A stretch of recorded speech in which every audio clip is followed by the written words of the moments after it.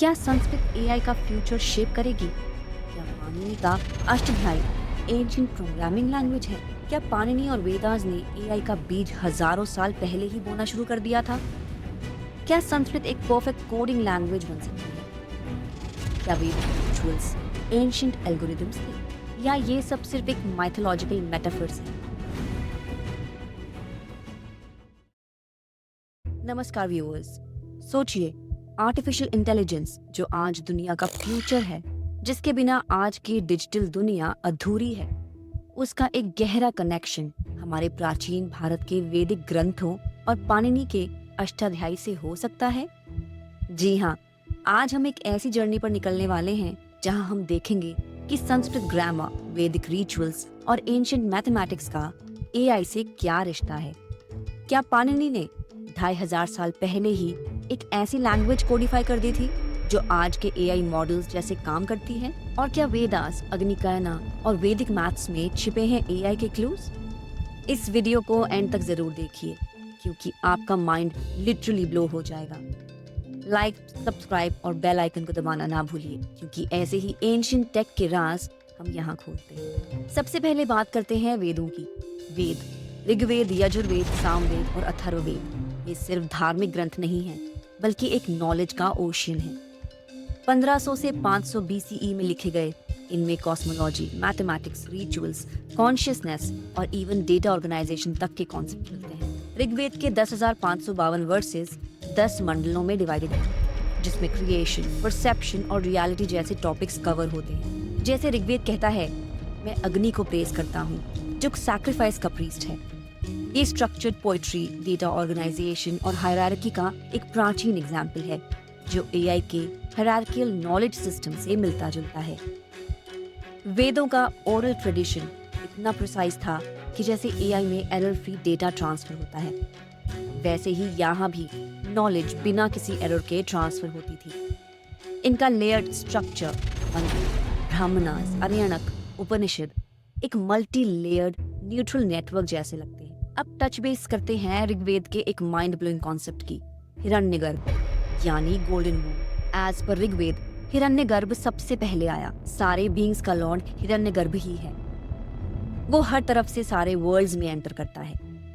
Viewers, ये एक cosmic source है जहाँ से सारा नॉलेज ओरिजिनेट होता है, बिल्कुल एआई के नॉलेज ग्राफ या जीपीटी मॉडल्स की तरह, जो डेटा से इनसाइट्स जनरेट करते हैं। 2018 के ResearchGate paper the significance of Vedic science कहता है कि ये एआई के सिमेंटिक नेटवर्क से मैच करता है, जहां हर कॉन्सेप्ट इंटरकनेक्टेड होता है।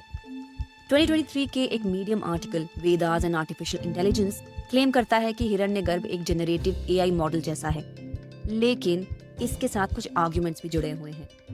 कुछ स्कॉलर्स कहते हैं ये मेटाफिजिकल है, नॉट टेक्नोलॉजिकल। 2024 के एक आर्टिकल के अनुसार इसमें अर्ली एआई थ्योरीज को इंस्पायर किया होगा, पर सॉलिड साइंटिफिक प्रूफ अभी भी मिसिंग है। लेकिन सोचिए, 3,500 साल पहले इतनी एडवांस्ड थिंकिंग। चलिए अब यजुर्वेद के अग्निकायन रिचुअल के बारे में बात करते हैं। तैत्तिरीय संहिता में लिखा है, अग्निर्वै सर्वदेवता, मतलब अग्नि सब देवताओं का रूप। अग्निकायन एक फायर ऑल्टार बनाने का रिचुअल है, जिसमें 10,800 ब्रिक्स लगते हैं। हर ब्रिक को एक स्पेसिफिक ज्योमेट्रिक पैटर्न में अरेंज किया जाता है। शतापथ ब्राह्मण कहता है, ऑल्टार को 5 लेयर्स में बनाना है, हर लेयर के स्पेसिफिक ब्रिक्स के साथ। ये पूरा प्रोसेस एक एल्गोरिथमिक लॉजिक जैसा है, स्टेप बाय स्टेप इंस्ट्रक्शंस, बिल्कुल एआई के एल्गोरिथम्स जैसे। 2019 के eflux journal article 3000 years of algorithmic rituals कहता है कि इसमें इफ देन लॉजिक था, जैसे आज के रूल बेस्ड एआई सिस्टम्स में होता है। 2022 के एक पोस्ट के अनुसार एक एंशिएंट कंप्यूटेशनल फ्रेमवर्क है ये, लेकिन कुछ लोग इससे सिर्फ रिचुअलिस्टिक मानते हैं, नॉट टेक्नोलॉजिकल। लेकिन सोचिए, क्या वैदिक प्रीस्ट्स कोडर्स थे? 500 बीसीई में गंधार के स्कॉलर पाणिनि ने अष्टाध्यायी लिखा, जो संस्कृत ग्रामर का अल्टीमेट गाइड है।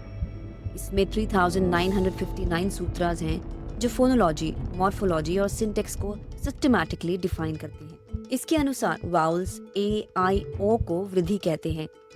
प्रत्याह सूत्र के अनुसार एफिक्सेस वर्ड्स को डिफाइन करते हैं, और एक सूत्र संहितायम संधि रूल सेट करता है। ये सब रूल्स जनरेटिव हैं, मतलब एक फाइनाइट सेट ऑफ रूल से इनफाइनाइट वैलिड सेंटेंसेस जनरेट किए जा सकते हैं। व्यूअर्स, ये बिल्कुल वैसे ही है जैसे आज के AI NLP मॉडल्स काम करते हैं। रिक ब्रिग्स ने 1985 में अपने famous paper knowledge representation in Sanskrit and artificial intelligence में लिखा है कि संस्कृत का अनएम्बिगुअस ग्रामर AI के लिए परफेक्ट है, क्योंकि ये एम्बिग्यूटी को ऑलमोस्ट एलिमिनेट कर देता है।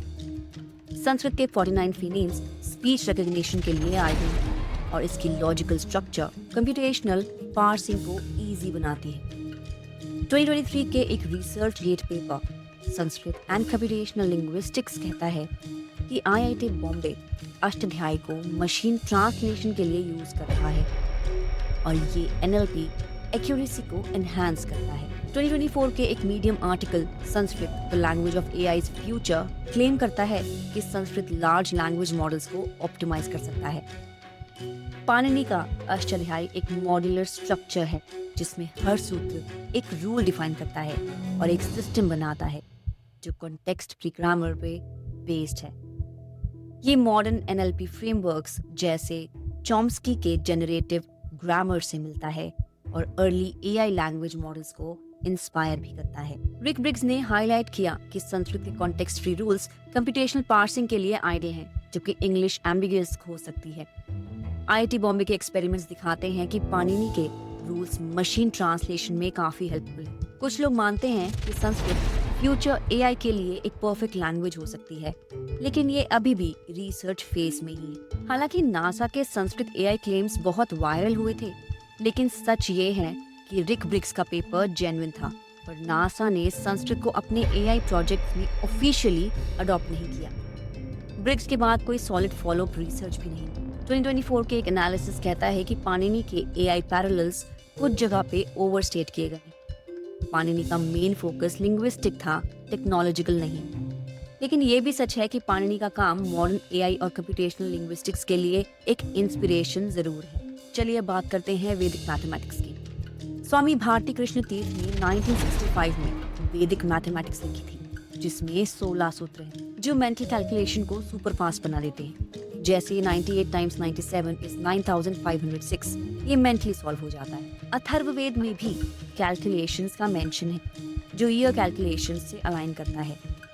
शतापथ ब्राह्मण में ज्योमेट्रिक डिजाइन्स मिलते हैं। 2022 के जर्नल ऑफ कंप्यूटेशनल साइंस के पेपर वैदिक मैथमेटिक्स एंड मॉडर्न कंप्यूटिंग कहता है कि कुछ सूत्र AI के मैजिक्स ऑपरेशंस को ऑप्टिमाइज कर सकते हैं। 2024 में मैथवेदा ने X पे लिखा कि IIT कानपुर क्वांटम कंप्यूटिंग में वैदिक मैथ्स को यूज कर रहा है, लेकिन ये अभी एक्सपेरिमेंटल ही है।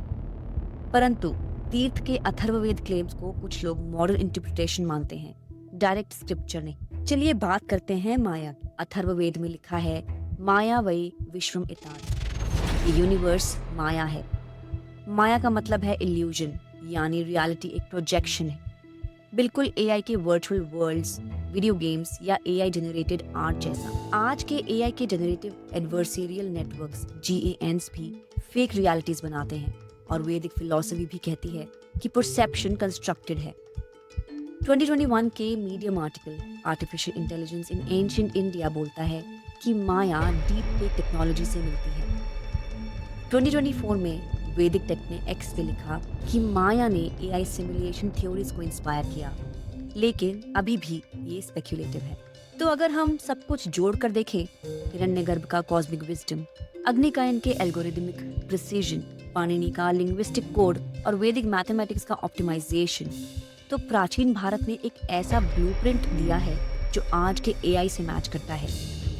लेकिन ये भी समझना जरूरी है कि ये सब लिटरल टेक्नोलॉजी नहीं है, बल्कि एडवांस्ड अंडरस्टैंडिंग है जो थाउजेंड्स ऑफ इयर्स पहले डेवलप हुई थी। क्या संस्कृत AI का फ्यूचर शेप करेगी, या पाणिनि का अष्टाध्यायी एंशिएंट प्रोग्रामिंग लैंग्वेज है, या ये सब सिर्फ एक माइथोलॉजिकल मेटाफर्स है? ये क्वेश्चन अभी भी ओपन है और रिसर्च जारी है। तो व्यूअर्स, आपको क्या लगता है, क्या पाणिनि और वेदास ने AI का बीज हजारों साल पहले ही बोना शुरू कर दिया था? क्या संस्कृत एक परफेक्ट कोडिंग लैंग्वेज बन सकती है? क्या वैदिक रिचुअल्स एंशिएंट एल्गोरिथम्स थे? कमेंट सेक्शन में अपनी राय ज़रूर लिखिए। अगर आपको ये वीडियो इंटरेस्टिंग लगे तो लाइक करें, शेयर करें और चैनल को सब्सक्राइब करना ना भूलें। अगले एपिसोड में मिलते हैं एक नए रहस्य के साथ। तब तक के लिए जय हिंद, जय ज्ञान।